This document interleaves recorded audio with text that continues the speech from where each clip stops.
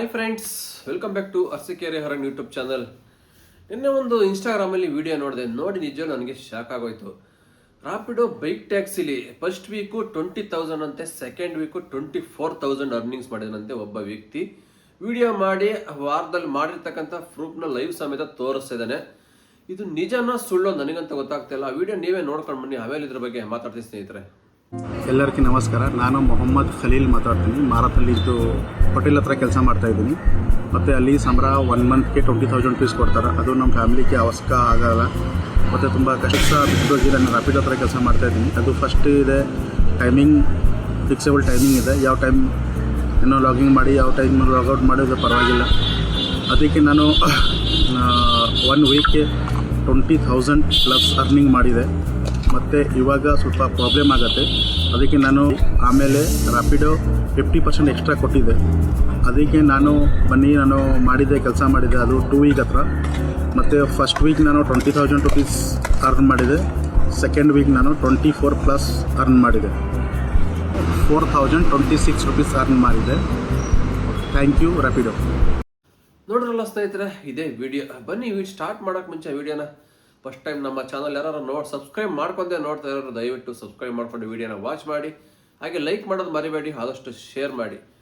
ಇವಾಗ ಈ ವಿಡಿಯೋ ನಿಜನ ಸುಳ್ಳು ನೋಡೋರಿಗೆ ನಿಜ ಅಂತಾನೆ ಕಾಣಿಸ್ತಾ ಇದೆ. ಯಾಕೆಂದ್ರೆ ಆ ವ್ಯಕ್ತಿ ಮಾಡಿರ್ತಕ್ಕಂಥ ಅರ್ನಿಂಗ್ಸ್ ಡೇಟ್ ವೈಸ್ ವೀಕ್ಲಿ ಎಲ್ಲ ತೋರಿಸ್ತಾ ಇದ್ದಾನೆ. ಅಲ್ಲಿ ಅರ್ನಿಂಗ್ಸ್ ಕೂಡ ಕಾಣಿಸ್ತಾ ಇದೆ. ಬಟ್ ಇದನ್ನ ಎಡಿಟ್ ಮಾಡಿದಾರೋ ಏನೋ ಒಂದು ಅರ್ಥ ಆಗ್ತಿಲ್ಲ. ಬಟ್ ನಮ್ಮ ಪ್ರಕಾರ ರಾಪಿಡೋದಲ್ಲಿ 1 ವಾರಕ್ಕೆ 24,000 ಚಾನ್ಸೇ ಇಲ್ಲ ಅಂತ ಹೇಳ್ತೀನಿ. ಏಕೆಂದರೆ ನಾವು 8, 9, 10 ವರ್ಷ ಆಗ್ತಾ ಇದೆ ಈ ಕಂಪ್ನಿಲಿ. ನಾನು ಸುಮಾರು ಅವಾಗೆಲ್ಲ ಫುಲ್ ಟೈಮ್ ಮಾಡ್ತಾ ಇದ್ದೆ ಜಮಾನದಲ್ಲಿ, ಕೋವಿಡ್ ಮುಂಚೆ. ಕೋವಿಡ್ ಆದ ನಂತರ ಸ್ಟಾಪ್ ಮಾಡಿದ್ದೀವಿ. ಮಾಡ್ತಾ ಇಲ್ಲಿ ಯಾವಾಗಲೂ ಒಂದೊಂದು ಟೈಮ್ ಪಾರ್ಸಲ್ ಬಂದರೆ ಮಾಡ್ಕೊತೀವಿ. ಆದರೆ ನಾನು ಮಾಡಿರೋ ಮಟ್ಟಿಗೆ ಇದಕ್ಕಿಂತ ಚೆನ್ನಾಗಿ ಮುಂಚೆನೇ ಆರ್ಡರ್ ಬರ್ತಾ ಇತ್ತು. ಆವಾಗಲೇ ನಮಗೆ ವಾರಕ್ಕೆ 10,000 ಹೊಡೆಯೋಕ್ಕೆ ಸುಸ್ತಾಗ್ತಾ ಇತ್ತು. ಕಷ್ಟ ಬಿದ್ದು ಹೊಡೆದ್ರು ಬೆಳಿಗ್ಗೆನ ನೈಟ್ವರೆಗೂ 10,000 ಹೊಡೆದ್ರೆ ಗ್ರೇಟು. ಅದು incentive, weekly incentive, daily incentive, bonus, ಅದು ಇದೆಲ್ಲ ಕವರ್ ಮಾಡಿಕೊಂಡ್ರೆ ಒಂದು ವಾರದಲ್ಲಿ. ಈ ವ್ಯಕ್ತಿ 24,000 ಹೊಡೆದಿದ್ದೀನಿ ಅಂತಾನೆ. ಅಲ್ಲಿಗೆ ಪರ್ ಡೇಗೆ ಎಷ್ಟು ತಗೊಳುತ್ತೆ? ಮ್ಯಾಕ್ಸಿಮಮ್ 3,400 ರೂಪಾಯಿ ಒಂದು ದಿನಕ್ಕೆ ಇಟ್ಕೊಡ್ರೆ 24,000 ಆಗುತ್ತೆ. ಒಂದು ದಿನಕ್ಕೆ 3,400 ರೂಪಾಯಿ ಮಾಡೋಕ್ಕಾಗುತ್ತಾ? 24 ಅವರ್ ಮಾಡಿದ್ರೂ ಆಗುತ್ತಾ? ಆರ್ಡ್ರ್ ಆ ಥರ ಕೊಡ್ತಾರ? ಖಂಡಿತ ಇಲ್ಲ. ನಿಮ್ಗೆ ಎಲ್ರಿಗೂ ಗೊತ್ತಿರಬೇಕು ರ್ಯಾಪಿಡೋ ಬೈಕ್ ಟ್ಯಾಕ್ಸಿ ಮಾಡ್ಬೇಕಾರೆ ಹೆಂಗೆ ಅಂತವ. ಒಂದಿನ ಚೆನ್ನಾಗಿ ಆರ್ಡ್ರ್ ಕೊಡ್ತಾನೆ, ಇನ್ನೊಂದು ದಿವಸ ನಿಮ್ಗೆ ಆರ್ಡ್ರೇ ಕೊಡೋಲ್ಲ, ಕೂರಿಸ್ತಾನೆ. ಈ ಥರ ನಾವು ಎಷ್ಟೋ ಸರಿ ಅನುಭವಿಸ್ಬಿಟ್ಟಿದ್ದೀವಿ. ನೀವು ಕ್ಯಾನ್ಸಲ್ ಮಾಡಿಲ್ಲ ಅಂದ್ರೂ ಪರವಾಗಿಲ್ಲ, ನಿಮ್ಮ ರೇಟಿಂಗ್ ಬೆಸ್ಟ್ ಪರ್ಫಾರ್ಮೆನ್ಸ್ ಇದ್ರೂ ಸರಿ ನಿಮಗೆ ಆರ್ಡರ್ ಕೊಡಲ್ಲ ಅವನು. ಅದೇನೋ ಗೊತ್ತಿಲ್ಲ, ರಾಪಿಡೋದಲ್ಲಿ ಹಂಗೆ ಮಾಡೋದು. ಒಂದಿನ ಬೇಕಾದ್ರೆ 3,000 4,000 ಓಡಿಸ್ತಾನೆ, ಒಪ್ಕೊಂತೀನಿ ಇಲ್ಲ ಅಂತ ಹೇಳ್ತಾ ಇಲ್ಲ. But second day, third day ಅದೇ ಥರ ಕೊಡ್ತಾನ? ವಾರ ಫುಲ್ 7 ದಿನ ಅದೇ ಥರ ಆರ್ಡರ್ ಕೊಡ್ತಾನ? ಖಂಡಿತ ಕೊಡಲ್ಲ, ಚಾನ್ಸೇ ಇಲ್ಲ. ಆ ವ್ಯಕ್ತಿ ಆವರೇಜ್ ನೋಡ್ಕೊಂಡ್ರೆ 3,400 ರೂಪಾಯಿ ಪರ್ ಡೇಗಿದೆ. ಅಷ್ಟು ಮಾಡಿದ್ರೆ ಮಾತ್ರ 24,000 ಮಾಡೋಕ್ಕಾಗತ್ತೆ. ಹೆಂಗಾಗತ್ತೆ? ಸಾಧ್ಯನೇ ಇದು? ಏನು ಒಂದು ವಾರ full 24 hour night and day duty ಮಾಡೋಕ್ಕಾಗತ್ತೆ ನಿದ್ದೆ ಕಟ್ಕೊಂಡು? ಸಾಧ್ಯನೇ ಇಲ್ಲ ಇದು. ಇದೇನೋ ಬೇಕಂತ ರಾಪಿಡೋ ಕಂಪ್ನಿಯಿಂದ ಪ್ರಮೋಷನ್ ಮಾಡಿಸಿರೋದು, ನಮ್ಮ ಕಂಪ್ನಿ ಜನ ಬರಲಿ, ಈ ಥರ ಅರ್ನಿಂಗ್ಸ್ ಆಗ್ತದೆ ಅಂತ ಇವರೇನೋ ಹೇಳಿ ಮಾಡಿಸಿರೋದು, ಇಲ್ಲ ಆ ವ್ಯಕ್ತಿ ಏನಾದ್ರು ಬೇಕಂತ ಮಾಡಿರೋ ವಿಡಿಯೋನೋ ಏನೋ ಗೊತ್ತಿಲ್ಲ. ಇದು 100ಕ್ಕೆ 100% ನಾವು ಹೇಳ್ತೀವಿ, ಇದು ಇಷ್ಟು ಅರ್ನಿಂಗ್ಸ್ ಮಾಡೋಕ್ಕೆ ಯಾರ ಕೈಯಿಂದನೂ ಆಗಲ್ಲ. ಮ್ಯಾಕ್ಸಿಮಮ್ ಒಂದು 15,000 ಅಂದರೆ ಒಪ್ಪೋದಾಗಿತ್ತು. 15,000 ಅಂದರೆ ಡೈಲಿ ಒಂದು 2,000, 2,500 ಹೊಡೆದಿದ್ದಾನೆ ಬಿಡಪ್ಪ ಅಂದ್ರೂ ಒಂದು 15,000 ಆಗುತ್ತೆ ಅನ್ಬೋದಾಯ್ತು. ಇನ್ನು ಲೆಕ್ಕಾಚಾರ ಬೇಡ. 3,500 ಪರ್ ಡೇಗೆ ಮಾಡೋಕ್ಕಾಗತ್ತೆ ವಾರ ಪೂರ್ತಿ? ವಾರದಲ್ಲಿ 1 ದಿನ 2 ದಿನ ಮಾಡ್ಬೋದು, ಕಂಟಿನ್ಯೂ ಮಾಡೋಕ್ಕಾಗತ್ತೆ? ಚಾನ್ಸೇ ಇಲ್ಲ. ಇವೆಲ್ಲ ಫೇಕ್ ವಿಡಿಯೋಗಳು. ಸುಮ್ಮನೆ ಏನೋ ಕಂಪ್ನಿ ಹೆಸರು ಬರಲಿ, ಇಲ್ಲ ನಮ್ಮ ಕಂಪ್ನಿ ಜನ ಬಂದು ಜಾಯ್ನ್ ಆಗಲಿ, ಈ ಥರ ಮಾಡ್ತಾಯಿರೋ ಏನೋ ಒಂದು ಅರ್ಥ ಆಗ್ತಾ ಇಲ್ಲ. ನಾವೇನು ಹೊಸ್ದಾಗಿ ಮಾಡ್ತಾಯಿಲ್ಲ ರಾಪಿಡೋ ಕಂಪ್ನಿನ. ಬೆಂಗಳೂರಿಗೆ ಬಂದಾಗಿಂದ ನಮ್ಮದು ಅಕೌಂಟ್ ಇದೆ, ID ಇದೆ. ಅವಾಗೆಲ್ಲ ನಾವು ಜಾಯ್ನ್ ಮಾಡಿಬಿಟ್ಟಿದ್ದೀವಿ. ನಮ್ಮ ಎಲೆಕ್ಟ್ರಾಸಿಟಿ ಬಂಸದಲ್ಲಿ ಹುಡುಗರೇ ಇರ್ತಿಲ್ಲ ರಾಪಿಡೋ ಮಾಡೋರು. ಒಂದು 4-5 ಜನ ಅಷ್ಟೇ ನಾವು ಇದ್ದಿದ್ದು ಹುಡುಗರು. ಅವನು ಬೇಡ ಅಂತ ಆರ್ಡರ್ ಸ್ಕಿಪ್ ಮಾಡಿ ನನಗೆ ಬರೋದು, ನಾನು ಬೇಡ ಅಂತ ಸ್ಕಿಪ್ ಮಾಡಿದರೆ ನಮ್ಮ ಫ್ರೆಂಡ್ಗೆ ಹೋಗೋದು. ಅಂಥ ಟೈಮಲ್ಲಿ ನಾವು ರಾಪಿಡೋಗೆ ಆ ಕಡೆ ಕೇಳಿದವ್ರು ಮಾಡೋಕ್ಕೆ.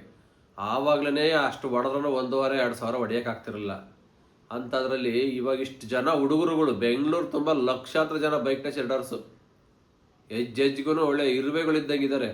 ಅಷ್ಟು ರೈಡರ್ಸ್ಗಳ ಮಧ್ಯೆ ಈ ವ್ಯಕ್ತಿ 1 ವಾರಕ್ಕೆ 24,000 ಹೊಡೆದೀನಿ ಅಂತಾನೆ ಹೆಂಗೆ ಸಾಧ್ಯ? ಯಾವುದೇ ಕಾರಣಕ್ಕೂ ಆಗಲ್ಲ. ಆರ್ಡ್ರೇನು ಬ್ಯಾಕ್ ಟು ಬ್ಯಾಕ್ ಕೊಟ್ಬಿಡ್ತಾನೆ ಅಂದ್ಕೊಂಡಿದ್ದಾರೆ. ಈ ಥರವಾ? ನೀವೆಂಥ ಡಿಮ್ಯಾಂಡ್ ಝೋನಲ್ಲಿ ಹೋಗಿನೂ ಆರ್ಡರ್ ಮಾಡ್ತಿರಿದ್ರೆ ಮಾಡೋಕ್ಕಾಗಲ್ಲ ಇಷ್ಟು ಅರ್ನಿಂಗ್ಸು.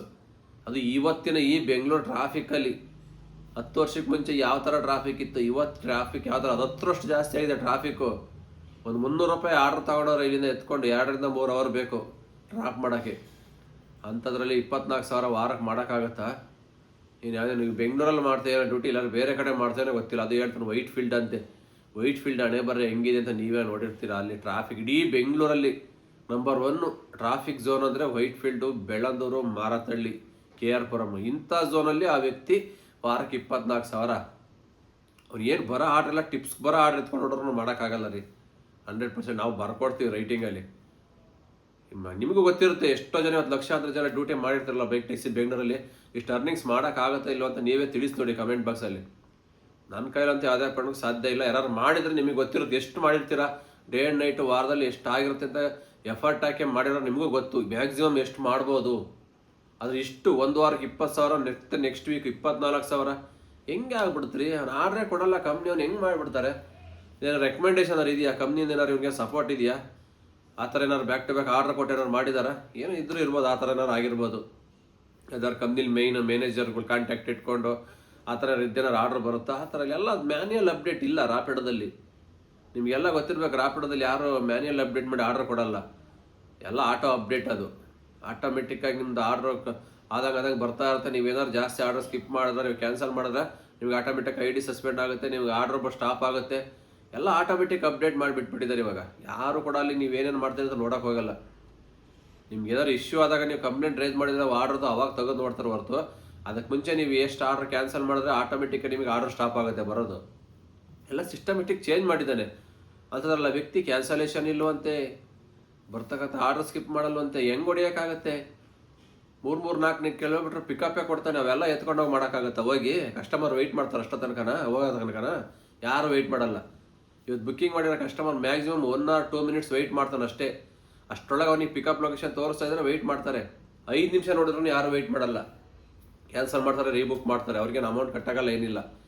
ಅಂಥದ್ರಲ್ಲಿ ಬರೋ ಆರ್ಡ್ರ್ ಎಲ್ಲ ಪಿಕಪ್ ಮಾಡಿ ಡ್ರಾಪ್ ಮಾಡೋಕ್ಕೆ ಸಾಧ್ಯನೇ ಇಲ್ಲ. ಎಲ್ಲ ಆರ್ಡ್ರ್ ನಿಯರೆಸ್ಟ್ ಪಿಕಪ್ ಯಾವುದೂ ಬರಲ್ಲ. ಒಂದೇನೋ 100 ಮೀಟ್ರ್ 200 ಮೀಟ್ರ್ 1 ಕಿಲೋಮೀಟ್ರ್ ಬರ್ಬೋದು. ಇನ್ನೊಂದು ಆರ್ಡ್ರ್ 2 ಕಿಲೋಮೀಟ್ರ್ 3 ಕಿಲೋಮೀಟ್ರ್ ಬಂದೇ ಬರ್ತಾವೆ ರಾಪಿಡೋದಲ್ಲಿ. ಎಷ್ಟು ನೋಡಿಲ್ಲ ನಾವು. ಅಂಥವೆಲ್ಲ ನಾವು ಯಾವುದೇ ಕಾರಣಕ್ಕೂ ಕ್ಯಾನ್ಸಲೇಷನ್ ಮಾಡ್ದಂಗೆ ಇಲ್ಲ, ಅಕ್ಸೆಪ್ಟ್ ಮಾಡ್ದಂಗೆ ಮಾಡೋಕ್ಕಾಗೋದೇ ಇಲ್ಲ. ಎಲ್ಲವನ್ನೂ ಸ್ಕಿಪ್ ಮಾಡಲೇಬೇಕಾಗುತ್ತೆ. ಹಂಗಾಗಿ ನಿಮಗೆ ಬೇಕಾಗಿರೋ ಆರ್ಡ್ರ್ ತಗೊಂಡು ಮಾಡ್ತೀನಿ ಅಂದಾಗ ಆಮೇಲೆ ಆರ್ಡ್ರ್ ಕೊಡಲ್ಲ, ಸ್ಟಾಪ್ ಮಾಡ್ತಾನೆ. ಎಲ್ರಿಗೂ ಗೊತ್ತಿರಬೇಕು ರಾಪಿಡೋದಲ್ಲಿ ಯಾವ ಥರ ರೂಲ್ಸ್ ಆ್ಯಂಡ್ ರೆಗ್ಯುಲೇಷನ್ ಇದೆ ಅಂತ. ಅಂಥದ್ರಲ್ಲಿ ಈ ವ್ಯಕ್ತಿ ಕ್ಯಾನ್ಸಲೇಷನ್ ಇಲ್ದಂಗೆ ಯಾವ ಥರ ಸ್ಕಿಪ್ ಮಾಡ್ದಂಗೆ ಬರೋ ಆರ್ಡ್ರೆಲ್ಲ ಮಾಡಿಕೊಂಡು 24,000 ಸಂಪಾದನೆ ಮಾಡಿದ್ದೀನಿ ಅಂತ ಹೇಳ್ತಾನೆ. ಈಗ ಆಲ್ರೆಡಿ ಬೈಕ್ ಟ್ಯಾಕ್ಸಿಲಿ ಹೊಟ್ಟೆ ಹುರ್ಕ ಸಾಯ್ತವ್ರೆ ನೋಡಿ. ಬೈಕ್ ಟ್ಯಾಕ್ಸಿಯವ್ರು ಅಷ್ಟು ಸಂಪಾದನೆ ಮಾಡ್ತವ್ರೆ, ಇಷ್ಟು ಮಾಡ್ತವ್ರೆ, ಇದರಿಂದ ನಮಗೆ ಅನ್ನ ಕಿತ್ಕೊಂಡು ತಿಂದು ನಮಗೆ ಆರ್ಡ್ರ್ ಬರ್ತಾ ಇಲ್ಲ ಅಂತ ಸುಮಾರು ಜನ ಬೈಕ್ ಟ್ಯಾಕ್ಸಿ ವಿರೋಧಿಗಳಿದಲ್ಲ ಹೊಟ್ಟೆ ಹುರ್ಕ ಸಾಯ್ತವ್ರೆ. ಅದರಲ್ಲಿ ಇಂಥ ವೀಡಿಯೋಗಳೆಲ್ಲ ನೋಡಿಬಿಟ್ರೆ ಇವರೆಲ್ಲ ಬಂದು ಸೋಷಿಯಲ್ ಮಾಡೋಕ್ಕೆ ಇನ್ನೂ ಅಧ್ವಾನ. ಬೈಕ್ ಟ್ಯಾಕ್ಸಿ ಬರೋಕ್ಕೆ ಬಿಡಲ್ಲ ವಾಪಸ್ಸು, ಆ ಥರ ಮಾಡೋಕ್ಕೆ ಬಿಡ್ತಾರೆ. ಏನಕ್ಕೆ ಈ ಥರ ವೀಡಿಯೋಸ್ ಮಾಡ್ತಿದಾರ ಫೇಕ್ ವೀಡಿಯೋಗಳು ಗೊತ್ತಾಗ್ತಿಲ್ಲ ನನಗಂತೂ. ಆಲ್ರೆಡಿ ಬೈಕ್ ಟ್ಯಾಕ್ಸಿ ನಡೆಸಿ ಈಗಲೇ ಸೋತು ಹೋಗಿದ್ದಾರೆ. ಬೈಕ್ ಟ್ಯಾಕ್ಸಿ ಬ್ಯಾನ್ ಆದಮೇಲೆ ಇನ್ನೂ ಕಷ್ಟ ಜಾಸ್ತಿ ಆಗಿದೆ.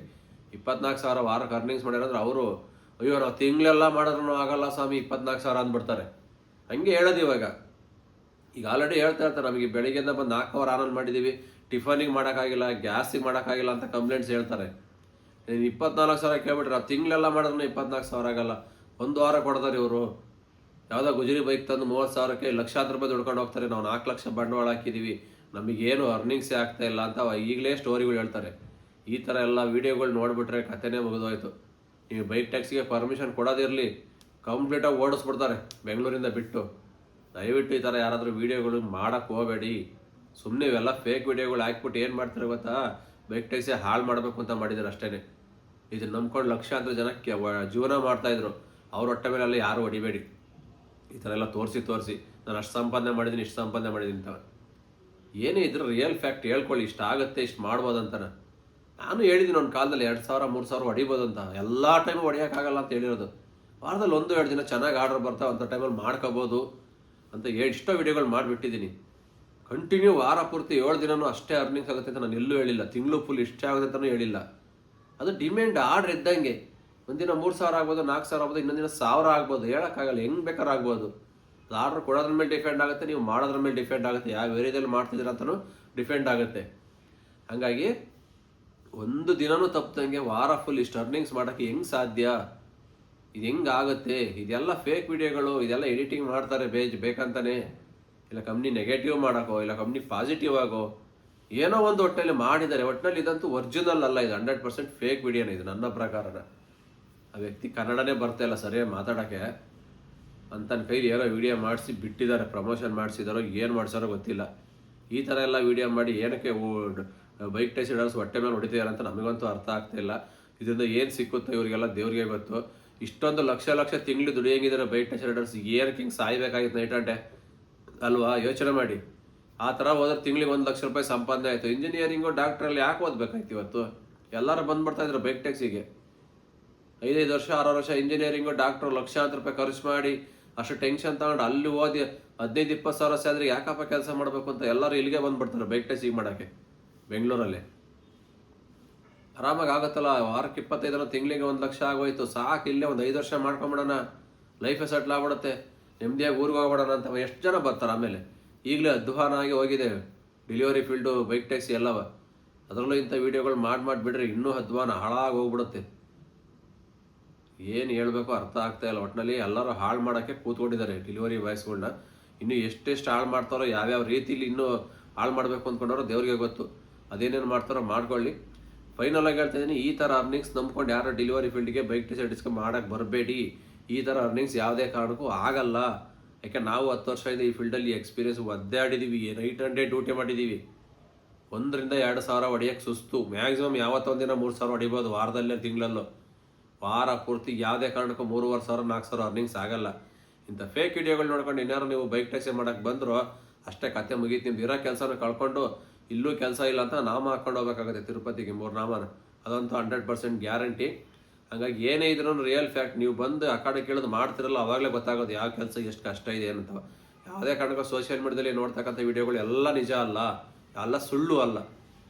ಅಲ್ಲಿ ಏನೇ ಇದ್ರೂ ನಾವು ನೀರಿಗೆ ಇಳಿದ ಮೇಲೆ ಆಳ ಗೊತ್ತಾಗೋದಂತೆ. ಹಂಗೆ ಈ ಡ್ಯೂಟಿಗೆ ಈ ಕೆಲಸ ಮಾಡಿದ್ಮೇಲೆ ನಮಗೆ ಗೊತ್ತಾಗೋದು ಇದ್ರಲ್ಲಿ ಕಷ್ಟ ಎಷ್ಟಿದೆ, ಎಷ್ಟು ಸಂಪಾದನೆ ಆಗುತ್ತೆ, ಯಾವ ಥರ ಮಾಡಬೇಕು ಅಂತ. ಯಾರೋ ವಿಡಿಯೋಗಳು ಮಾಡಿ ಹಾಕ್ಬಿಡ್ಬೋದು. ಅದು ನೋಡಿದ ತಕ್ಷಣ ಇಷ್ಟು ಸಂಪಾದನೆ ಮಾಡುವಂತ ಬಂದರೆ ಖಂಡಿತ ಆಗಲ್ಲ. ಇಷ್ಟು ಹೇಳ್ತಾ ವಿಡಿಯೋ ಇಲ್ಲಿಗೆ ಮುಗಿಸ್ತಾ ಇದ್ದೀನಿ. ಮತ್ತೆ ಸಿಗ್ತೀನಿ ಮುಂದಿನ ವಿಡಿಯೋದಲ್ಲಿ. ಅಲ್ಲಿವರೆಗೂ take care, bye bye, next day. ಜೈ ಹಿಂದ್, ಜೈ ಕರ್ನಾಟಕ ಮಾತೆ.